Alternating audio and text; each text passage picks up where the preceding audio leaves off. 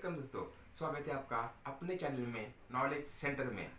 आज अपन बात करने वाले एक महत्वपूर्ण टॉपिक के ऊपर जिसका नाम है भारत का संविधान, इंडियन कॉन्स्टिट्यूशन।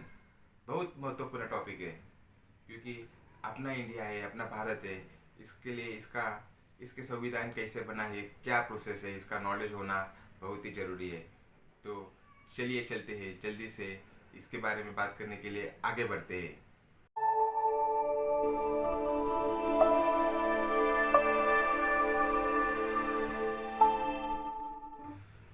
दोस्तों, ये टॉपिक मैं आपको 4 चीज़ों में कवर करने वाला हूँ।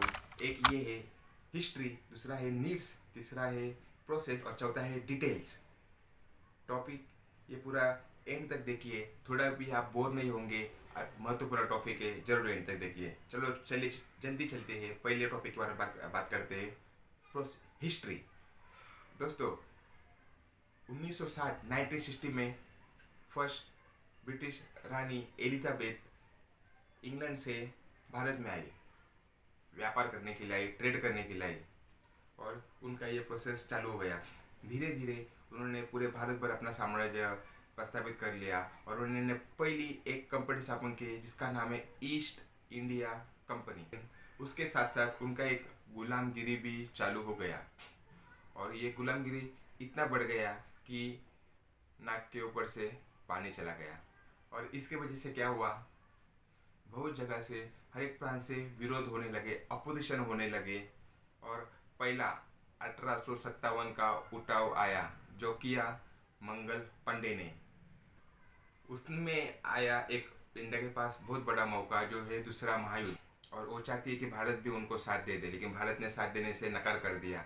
और एक तरफ ये अपने अलग अलग प्रांतों से उठाव होने लगे, क्रांतिकारी संगठन जागृत होने लगे और इसके वजह से उनको इंडिया से अपोजिशन होने लगा। और दूसरा है ये महायुद्ध, जो उधर से भी उनको बहुत दिक्कत आने लगी।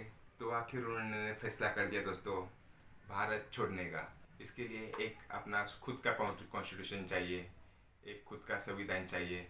और इसके में पैदा हुआ है सेकेंड टॉपिक, नीड्स। और हमको जरूरत आने लगा कि भारत के संविधान बनाने का। भारत आज़ाद हुआ 15 अगस्त 1947 में और तभी इसका संविधान बनाने का प्रोसेस चालू हुआ। तो थर्ड टॉपिक के ऊपर आगे बढ़ते, प्रोसेस चालू हुआ। तो पंडित जवाहरलाल नेहरू कांग्रेस कमेटी थी, उन्होंने तय कर लिया कि ये जो प्रोसेस है वो एक कमेटी स्थापन किया जाए भारत संविधान बनाने के लिए। और उसका भारत आज़ाद होने के पहले ये कमेटी स्थापन हो गया और उसके सर्वा थे डॉक्टर भीमराव बाबा साहब आम्बेडकर। वो ये इंडियन कॉन्स्टिट्यूशन के जनक कहलाते हैं और उनके ऊपर उनका टीम तैयार हो गया। तभी डॉक्टर बाबा साहब आम्बेडकर भारत के कायदे मंत्री थे, लॉ मिनिस्टर थे। उनकी अखंड मेहनत और उनका अखंड परिश्रम अब उनको ये भारत संविधान में दिखता है। तभी उनके ऊपर जिम्मेदारी सौंपी गई और उन्होंने ये एक प्रोसेस चालू हो गया। एक कहानी सुनाता है दोस्तों, पप्पू की कहानी सुनाता है मैं आपको। पप्पू को एक कार खरीदने की थी, 4 व्हीलर कार। वो गया पहले हुंडई शोरूम में और सेल्समैन को बोला मेरे को कार दिखाओ। सेल्समैन ने पूछा आपको ज़रूरत है क्या है, आपका नीड्स क्या है, मेरे को बताओ। बोला कि अच्छा माइलेज चाहिए, दाम कम चाहिए और अच्छा उसका स्पेसिफिकेशन चाहिए। उसने अलग अलग 4 प्रकार के मॉडल दिखाए उन्होंने। दूसरे कोर्स में होंडा में गया, उसमें भी थोड़ी बहुत कार देखी उसने। उसके बाद मारुति में गया, उधर भी थोड़ी बहुत कार देखी। और चौथी टाइम में वो गया टाटा के शोरूम में और उसको अपनी मनपसंद कार मिल गई उसको, जो है उसका रेट भी उसके बजट में था, माइलेज अच्छा था, स्पेसिफिकेशन अच्छे थे, दिखने में अच्छे थे, फिर उन्होंने कार खरीदी।